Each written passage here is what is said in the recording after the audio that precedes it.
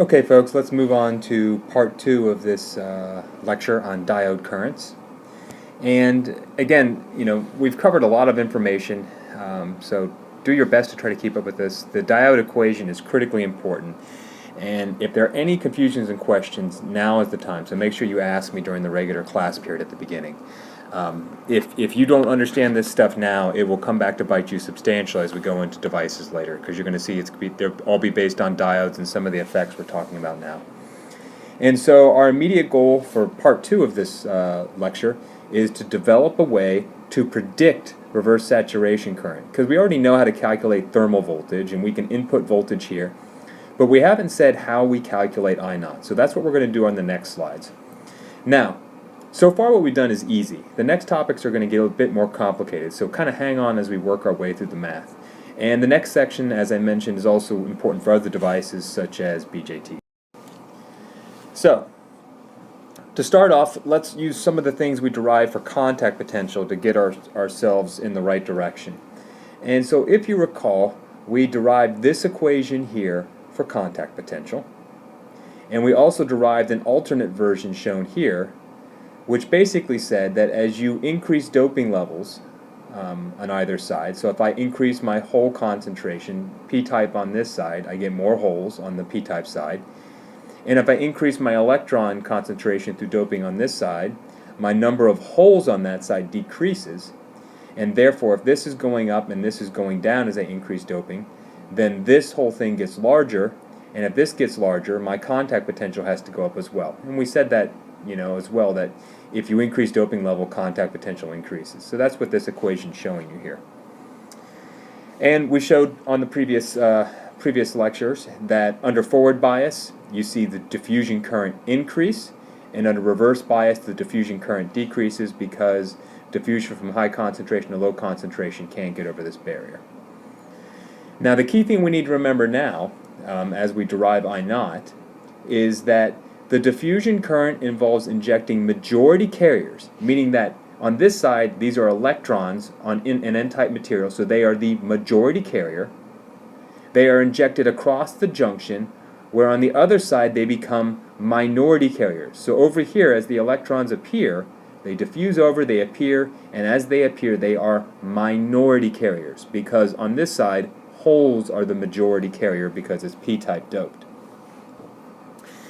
As a result, the minority carrier concentration is changed near the junction. And so right here, the minority carrier electrons are changed in concentration because I have a ton coming over. And over here, I have holes coming over here. The minority carrier hole concentration is changing. And so let's look at the hole concentration to begin with. And so what I'm going to do here is I'm going to take this exact same equation here, but I'm going to focus just on the holes. And I'm going to look at the concentrations at the edge of the junction. So at xp0 and at xn0, hence why I'm labeling this P sub P at xp0. So P sub P right here, P sub P means holes on the p-type side, and P at xn0, which is holes at the n side, right here at the edge. And I'm going to introduce how they change as a function of voltage. So before it was just V0, and then I'm going to put a voltage in here, because now I'm looking at the excess created as they come over. And so how will that change with voltage? So I'll put a applied voltage into this equation. And then I'll note that I can break this exponential up into multiplying a positive and a negative exponential to achieve the same result that I had there. And then I'll note that, well, this here, right here, I already had this equation, right? These are equal, and so I can substitute in P sub P over P sub N. So I'll get rid of this term, and I will substitute in P sub P over P sub N. And I will recognize that the p-type concentration right here at x equals xp0, right here, is roughly equal to the p-type concentration anywhere in the material. So P sub P is concentration anywhere in the p side. This is the p-type concentration right here. And the reason why is there are a ton of holes here, right? And so I'm not going to expect this to change much here. Even if I'm injecting some over to this side, I have such a high doping level that diffusion is not going to change that substantially. So if I substitute this back in here, I can note that on this side of the equation I've got P sub minus XP naught, and then I have P sub minus XP naught here. I can get rid of both of those. That's why they're crossed out with red. And then I will basically then move this term over to the other side, move this term over to this side, and I end up with the following equation. And it says P sub Xn naught, okay? So the hole type concentration showing right here, divided by P sub n, the normal hole concentration I have in the n-type material, is equal to exponential QV over KT, meaning that as I increase my voltage, this term is going to increase. That's all it's saying, because I know this is constant, right? My minority carrier hole concentration here doesn't change with voltage. These are thermally generated holes down here. And so if I increase voltage, what has to change? The amount of holes showing right up here at the edge due to diffusion as I forward bias this diode. Okay? And so let's keep. So the next thing I want to do is I want to take that exact same equation I had from the previous slide, and I'm going to sub it into a very simple equation called delta P. And so delta P is basically saying that my increase or decrease I have, my total increase or decrease I have, will be the background concentration, the normal background concentration of holes on the n-type side, P sub n, subtracted from the excess I spill over here. That would be to spilling it over. So this is the excess that will be due to spilling it over. Okay? And so that'll be the change. Okay? How much do you get as a function of voltage minus the amount that's thermally generated, and that will give you the excess that's created, delta P. Okay? Now, if I do that, I substitute this in here, and you'll recognize as you substitute this in there, you basically solve for P sub Xn naught, put the P sub n over on this side, then substitute P sub n and this term in here. You end up with P sub n e to the QV over KT minus P sub n. Take the P sub n's out of this, and look what you get. You get delta P sub n equals P sub n, normal minority carrier hole concentration on the n side, e to the QV over KT minus 1. This should be interesting. What's this equation look like? Well, this looks like the diode equation, right? And so you can now see we're building our way up to the diode equation. And I would expect that if my current goes up according to the diode equation, then I would expect the excess holes showing up here due to diffusion right here should also follow a diode equation-like behavior. What this also shows us is two things. It shows us that under forward bias, I get an exponential increase in minority carriers near the junction. Okay? And so if I increase my voltage positively, this term dominates over this term, and this increases, and I see an excess. If I reverse bias this, what's this say? Well, if I put a reverse bias, e to the negative number gives me, if I reverse bias this, this goes to 0, right? E to a negative number goes to 0, and I end up with P sub n minus 1. Well, think about that. If I do that, then I end up with delta P equals minus P sub n, right? And if I then say, well, okay, what's the total I have here? Well, if I have a background concentration of P sub n to start with, and my change, delta P, is minus P sub n, then I get no carriers at the edge there. Let's see if this makes sense to us, okay? And so if I reverse bias this, all this is saying is that right here at the edge, which is where these equations are calculated for, remember these are calculated at the edge here, it's saying my concentration of holes at the edge of the cliff is 0. And that should make sense because every hole that is created near this edge wiggles around and falls off to the other side. And so that's showing up mathematically in this equation as well as you put it into reverse bias. And the question is, what is near? When we say near, for all these things, we're talking about being within a diffusion length. And so let's look at what the concentration looks like again for the case of forward bias and increased carriers near the junction. So let's go back to forward bias.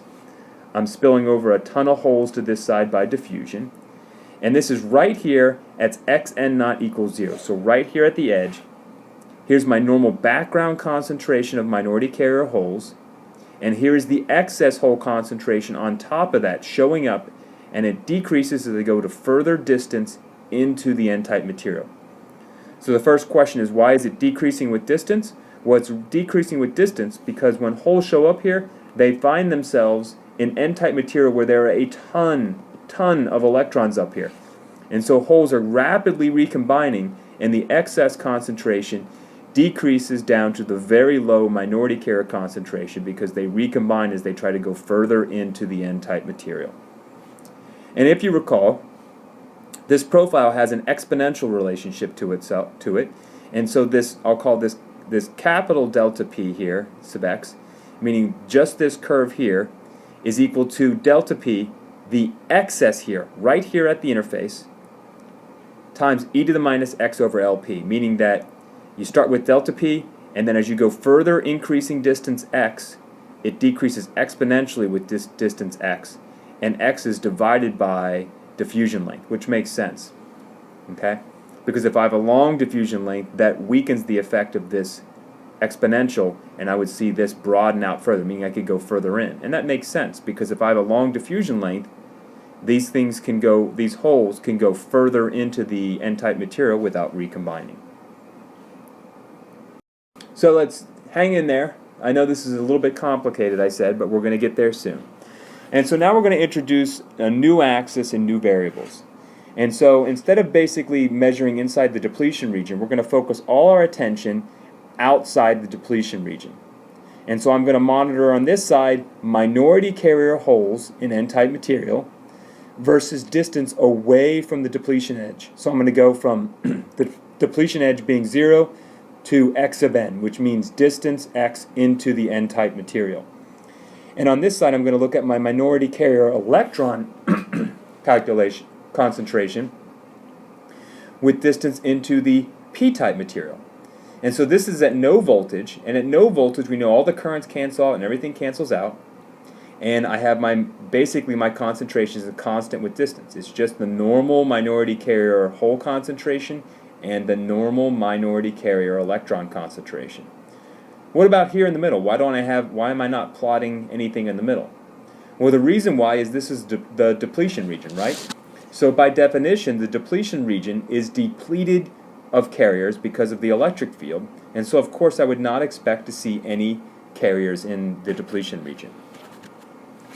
Also notice that P sub n is greater than N sub P. Why is that?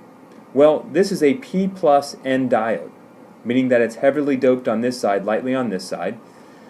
And when you heavily dope this side, you really kill off the electron concentration more. And so the minority carrier electrons should be less. And note that, this is just a drawing or diagram. Remember, this is orders and orders of magnitude less than this, right? And so consider this to be like a log scale or something like that. It would be, they wouldn't be so close. This would be much, much less than this, but I'm just, for the convenience of drawing, I'm showing them just being a little bit less over here. Now, we said if we put forward bias on this, diffusion will dominate, holes diffuse this way, electrons diffuse this way, and these pictures change as follows. And so now look what happens. Again, I have holes diffusing over here, I get an excess at the interface, and they decrease exponentially with distance as they move into the N-type material because the holes are recombining, and if you go deep enough into the N-type material, eventually you get back to the regular P sub n minority carrier hole concentration. Electrons coming this way, I get an excess at the edge of the depletion region, decreases exponentially with distance for the same reason, and I can use the exact same equations I had on the previous slide, where this profile here, for example, is the excess at the edge, delta n, and then e to the minus x sub p over L sub n, meaning if I increase distance here, the carrier concentration goes down exponentially with distance. And of course I can break out this as well. Delta n sub p was related to the diode equation. So if this basically says that the excess showing up right here, delta n is equal to this, which we said, as we expect, increases exponentially with voltage. So you increase the voltage, you get an exponential increase in current, you get an exponential increase in the amount of delta n sub p showing up, or delta n showing up right here. All right, hang in there. So let's look at reverse bias. This is very important as well. So if I reverse bias this, remember, if I reverse bias, I get no diffusion of majority carriers to the other sides because the barrier is really high. And so all I'm left with under reverse bias is drift current. If that's all I'm left with, then I know that every minority carrier electron created right here at the edge falls off to the other side. It sees that E field, it's created here, and an electron's created, it wiggles around a little bit, but if it's right at the edge, it will start to experience the E field and be pulled to the other side. And so what that does is my concentration here at the edge goes to 0. So that you will find no minority carrier electrons at the edge of the depletion region here. Only until I go further into the p-type material will I get my normal minority carrier electron concentration. And so that should make sense too, because if I'm a minority carrier electron that was created way out here, deeper into the p-type material, then I don't have enough distance to be able to diffuse to the edge of the depletion region and be swept across before I recombine. And so if all I can do out here is move far enough to recombine, well then my concentration should be the normal concentration expected by a balance of thermal generation and recombination. And I get the same thing on the P side too. You can see here the concentration goes to 0 because every hole created right here at the depletion edge is swept across to the other side as drift current. And you can see that mathematically as well. Look at if we calculated delta N sub P, the change right here at the edge for the minority carrier electrons in the p-type material, you will see that we calculated that as N sub P e to the QV over KT minus 1. If I basically make voltage negative, because we're in reverse bias, right, then this term goes to 0. I end up with N sub P minus 1, which is minus N sub P. And so if the delta is minus N sub P, and I add that to N sub P, I get N sub P minus N sub P, which mathematically takes me to 0 as well. So we're really close now. So we already have the diode equation, and let's finally start to build up and find what I naught is. And so we're going to do two methods, and here's the first method we're going to do to prove this. The first method is to basically use diffusion current to calculate this. So look at what I had here. Let's go back to, these are holes showing up on the N side of the diode, okay? And so if I forward bias it, I get an excess of holes showing up at the N side, and it decreases exponentially with distance in terms of the concentration. Well, we know that anytime we have a concentration gradient, high concentration here, lower concentration here, then I should see drift of holes in this direction. Diffusion of holes in this direction, because diffusion is driven by a concentration gradient. And so I will then just calculate the current I would expect for this, and it will be the diffusion current for holes is equal to minus Q d sub P dP dx, right? That's just our diffusion current equation. And so what do I substitute in here for P?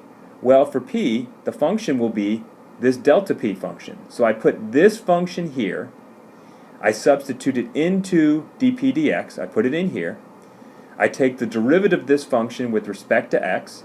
What's going to fall out is a minus 1 over LP, right?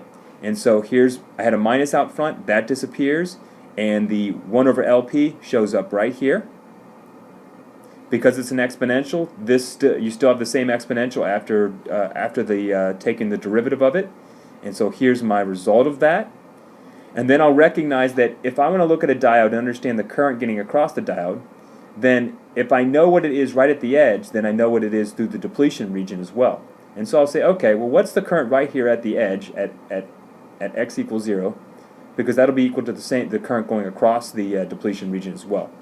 Substitute x equals to 0 into this thing. This term goes to 1, and I end up with this. Therefore, my current showing up right at the edge can be calculated as Q, charge of an electron, dP over LP, and this delta P term, and we had shown that delta P previously is equal to this, P sub n, e to the QV over KT minus 1. So look at this. All of a sudden, it's starting to look like a diode again, right? And so you're getting a hint that, at least for the whole contribution portion of this, this is part of my I naught. So then we could do the same thing for the N-type current. We could do the exact same derivation for J sub N, okay? And we would get this equation. Notice that the charge is opposite now, okay, because these have a negative charge to them as opposed to a positive charge. You could then sum these along the same axis, and so you'll basically be reversing the direction of this, and you will add these terms. We'll do that. We're adding these terms together, okay, summing them along the same axis, and you end up that your current density is equal to the following. Q dp over lp p sub n plus d sub n over ln n sub p e to the qv over kt minus 1.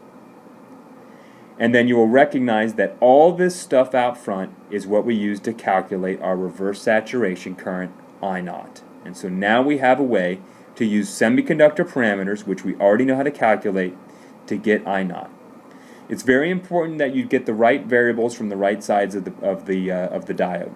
And so Q is the charge of an electron, area is the cross-sectional area, so I can turn current density into current. And the other terms here, this is for the N-type side, and this is for the P-type side. Let's see if that makes sense. Well, if I naught is my reverse saturation current, right, and I want to know how many electrons under reverse bias are basically drifting across from the E field, well, that will be determined by how many electrons I have right here at the edge, right? Well, the number of electrons I have here right here at the edge is N sub P, number of electrons on the P-type side. So these terms here are on the P-type side. These terms here are on the N-type side, because I naught, reverse saturation current, which is drift for holes, would be the minority carrier due to the minority carrier hole concentration right here at the edge, because every hole that's created at the edge will end up drifting across. And so this worked out great. We derived the forward and reverse bias results for a diode using one equation that gives us the diode equation. Please be careful in this class. So people have trouble with this portion of the equation all the time. At 300K, Q over KT is 1 over 0.0259 volts. Okay, so that would be 1 over the thermal voltage. Okay, which makes sense because if I have voltage in the numerator, then I better have voltage in the denominator so I don't have units up inside this exponential. And again, note the units that if you calculate KT, it's 0.0259 electron volts, and basically it becomes volts because if I put the Q on the other side of it, I cancel out the units of electrons there, and you end up with just volts. And so the mistake people do is what they'll do all the time in this class, and I don't want you to make that mistake, is they'll start to calculate this, and they'll put the Q in twice. So they'll say it's 1.6 times 10 to the minus 19th for Q, and then they'll say, okay, my voltage is, let's say it's, I apply, 1.2 volts to this thing, and then they divide it by KT, saying, oh, okay, I got to put in 0.0259, and they can't figure out why their answer is always off, and that's because they put Q in here twice, right? Because Q is already accounted for here because this is in units of volts. And so basically when you calculate this, all you want to do is you have E to the voltage divided by 0.0259, okay? And don't put an extra Q in there because it's already been accounted for. It will throw your results off substantially. So let's look at the how doping levels will change our currents, and this will be a little bit of opposite of what you expect. And so we're going to look at this for the case of a P plus N diode, heavily doped on this side, lightly doped on this side. And in this course, anytime you can get rid of a part of an equation, do it. It will save you time. And so if this is like, let's say this is 10 to the 17 and this is 10 to the 14, we've got orders of magnitude difference in doping levels, and therefore the minority carrier electrons on this side are much, much lower than the minority carrier electrons on this side are much lower than the minority carrier holes on this side. And so I know that N sub P is small because I doped this heavily, P-type. I will get rid of this term. And so all I'm left with is the larger term of these two, which is minority carrier holes on the lightly doped side. And so I'll simplify that. And we'll look at, for example, reverse bias. What will happen? And so simplify this equation and notice that what happens. If I basically increase my doping levels, okay, if I increase my doping levels further, then N sub P will go down and I naught will go down, okay? If I increase my doping levels, P sub N will go down and I naught will go down. And so the key point here is that if I increase my doping levels, minority carrier concentrations on either side decrease and my reverse saturation current goes down and my current through the diode goes down. So key point, increased doping levels, reverse saturation current goes down. Look at forward bias now. Well, if I forward bias this, okay, how much current I get is still dependent on I naught. So let's see if this makes sense for us here. And so if I put greater doping levels, increase my doping levels, I know that increases my contact potential. Remember, my contact potential is the amount of barrier I have for getting carriers to diffuse from one side to the other. If I increase my doping levels and increase the barrier, then it will be harder to get forward bias current of majority carriers diffusing to the other side, right? And so this says that as I increase my doping levels, I get a larger contact potential and I also get less current. And it shows up here as well. Increased doping levels, these go down, right? If these goes down, I naught decreases, and then I see for a given voltage, I get less effect of turning that into my current through the diode. And so the general trend is that if doping levels go up, current in forward and reverse bias goes down. If doping levels go down, currents go up. So this is kind of strange. Higher doping, which makes the materials in the diode more conductive, less current? Yes, that is the case. So remember, you increase doping levels for a diode, all the currents go down. It's the opposite of what you would have expected when you first started this course. If I say increase doping levels, you're like, oh, material gets more conductive, there's more carriers that could diffuse across, the currents must go up, but they actually go down. Let's talk about that a little bit further. So some of you might be like, well, if I increase doping level, I'm going to have a ton more electrons here that want to diffuse over here. So shouldn't I have stronger diffusion? And you have a partial point there, but the problem is that the voltage contact potential is a natural log function, right? So it goes up with a natural log of voltage. And our Fermi distribution was exponential, okay? And so when you put these two things together, you find that the net effect is that it goes down, and it goes down approximately linear with doping. And so even though you have a ton more electrons here, the bigger effect is the fact that they can't get over this barrier. Here's a nice analogy for you. So let's say we're outside Baldwin Hall, and there are 3 of you, okay? And I've got a huge barrier saying that I want to see 3 of you jump on top of the roof on Baldwin Hall. And you'd be like, well, that's impossible. The barrier's too high. And so, okay, fine, fair enough. So what if I said, let's put 1 million people out here and see if we can find one person that could jump from the ground to the roof in Baldwin Hall? You would say, well, that's still impossible. So it's the same thing I'm showing you here. Even if you have more electrons, if the barrier becomes larger, it doesn't matter that you have more because their probability to jump up there is so low. Okay? And so try to remember that analogy as you try to recall that as you increase doping levels, even if you have more majority carriers, the bigger effect is that they just can't get enough energy to get over the barrier to diffuse to the other side. Let's do one more approach to calculate currents, and this will be important because it's critical to understanding the next slide, which is our last slide. And so the second method we could use to calculate I naught is a charge method. And so if I have this excess of electrons showing up on this side in forward bias, and this excess showing up of holes on this side in forward bias, then I could say, let's calculate the total charge, Q sub P or Q sub N, that's showing up there. So what's the total? Don't give me the mathematical function versus distance, but integrate under this curve and tell me the total showing up there. And so what I could do is I could say Q sub P, the area under this curve, is equal to Q, Coulomb, A, which is my area here, okay? And if I want the total, I need the delta P here, okay? integrated from 0 to infinity over distance x here. So that's all I'm doing is integrating this delta function, getting the area under the curve.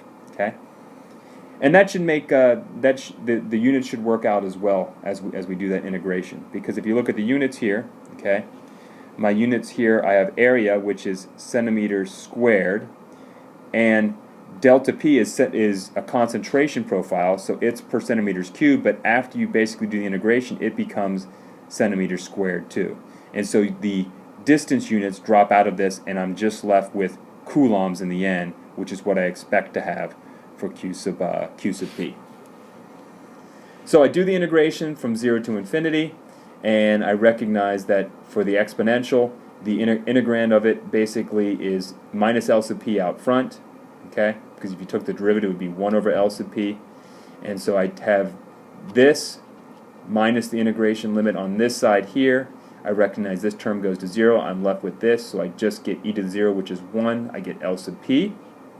And so Q sub P is equal to this.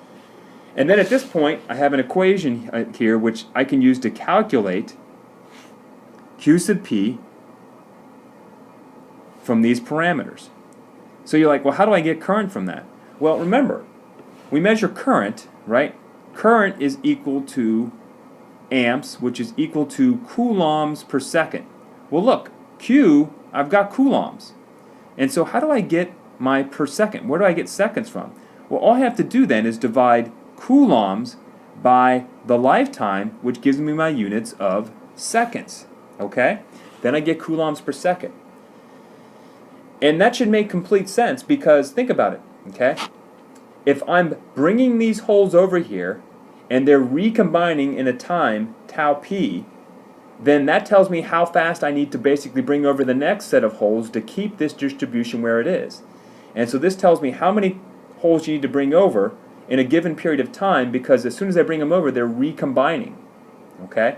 And so this also makes sense practically. And so I substitute this in here, and I've got tau p, and I end up with the following equation.